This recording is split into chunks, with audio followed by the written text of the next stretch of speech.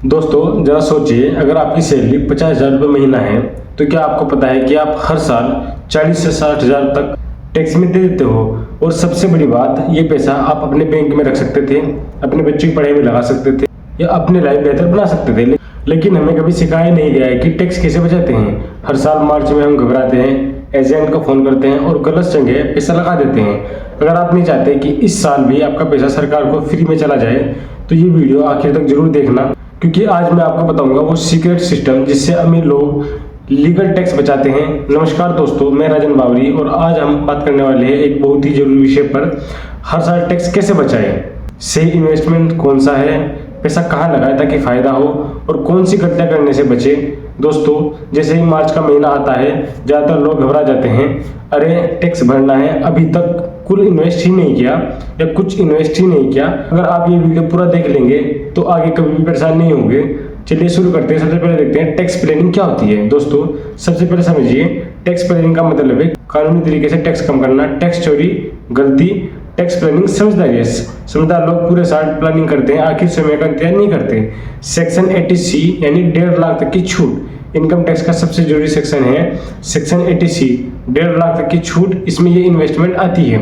First PPF यानी public provident fund, सरकार की स्कीम है। 15 साल का लॉक इन, रिस्क जीरो होता है और ब्याज 7 से 8% लगभग। सुरक्षित निवेश चाहने वालों के लिए बेस्ट है। Second ELSS mutual fund, lock in period 3 साल का होता है, मार्केट से जुड़ा होता है और रिटर्न 12 से 15% तक संभव है। थोड़ा रिस्क होता है, युवाओं के लिए बढ़िया। थर्ड लाइफ इंश्योरेंस या टर्म प्लान। दोस्तों सिर्फ टैक्स बचाने के लिए बीमा मत लो, परिवार की सुरक्षा के लिए लो, सबसे अच्छा होता है टर्म इंश्योरेंस। फोर्थ EPF नौकरी वालों के लिए, अगर आप प्राइवेट नौकरी में हैं, सैलरी से EPF कटता है, वे भी सेक्शन 80 में जुड़ता है। Fifth NSC post office scheme, सरकारी स्कीम, फिक्स्ड रिटर्न, सुरक्षित निवेश। सेक्शन 80D हेल्थ इंश्योरेंस, स्वास्थ्य बीमा बहुत जरूरी है।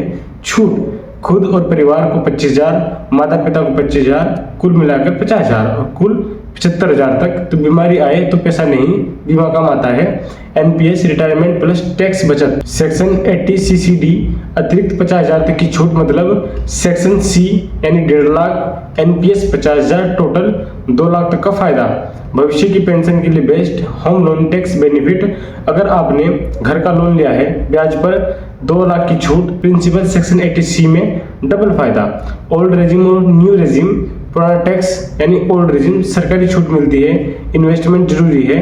नया सिस्टम या न्यू रेजिम कम टैक्स स्लैब, कोई छूट नहीं अगर आप निवेश करते हैं। ओल्ड रेजिम नहीं करते हैं तो न्यू रेजिम। हर साल टैक्स रिव्यू कैसे करें। स्टेप नंबर फर्स्ट, कुल इनकम निकालें, सैलरी, बिजनेस और अन्य। स्टेप नंबर 2, डिडक्शन देखें, section 80C, 80D, NPS, loan. Step number 3, कमी पहचाने, कहाँ निवेश बाकी है। स्टेप नंबर 4, सही विकल्प चुने, उम्र रिस्क के अनुसार। स्टेप नंबर 5, प्रूफ जमा करें, ऑफिस या CA को। आम गलती क्या करते हैं कि आखिरी समय निवेश, एजेंट के चक्कर में फंसना, गलत पॉलिसी लेना, बिना समझे ELSS लेना, इमरजेंसी फंड न बनाना। आदर्श टैक्स सेविंग पोर्टफोलियो, उम्र 25 से 35, ELSS यानी 60%, PPF यानी 30%, इंश्योरेंस 10%। उम्र 35 से 50, PPF 40%, ELSS 30% और NPS 20%, इंश्योरेंस 10%। उम्र 50 plus, FD PPF 60%, NPS 20%, ELSS 10% और इंश्योरेंस 10%। साल के अंत की चेकलिस्ट, पैन आधार लिंक, फॉर्म 16, बैंक ब्याज, निवेश प्रमाण पत्र, कैपिटल गेन। रियल लाइफ उदाहरण से समझते हैं, जैसे रमेश की सैलरी 6 लाख रुपए, उसने निवेश किया PPF में 1.5 लाख, इंश्योरेंस में 25,000, NPS में 50,000 और टैक्सेबल इनकम है 3,75,000 रुपए। तो टैक्स बहुत कम है। सही सोच या सही माइंडसेट क्या है कि दोस्तों टैक्स बचाना सिर्फ पैसा बचाना नहीं है, ये भविष्य बनाना है, ये अनुशासन सिखाता है, ये अमीरी की शुरुआत है, आज की प्लानिंग कल की आज़ादी है। अगर वीडियो आपको पसंद आई हो तो लाइक करें, शेयर करें, सब्सक्राइब करें, कमेंट करें। Tax smart. दोस्तों उम्मीद है कि ये जानकारी आपके काम आएगी। याद रखिए टैक्स बचाना सही है, लेकिन टैक्स गलत तरीके से नहीं। मिलते हैं अगली वीडियो में, तब तक के लिए धन्यवाद।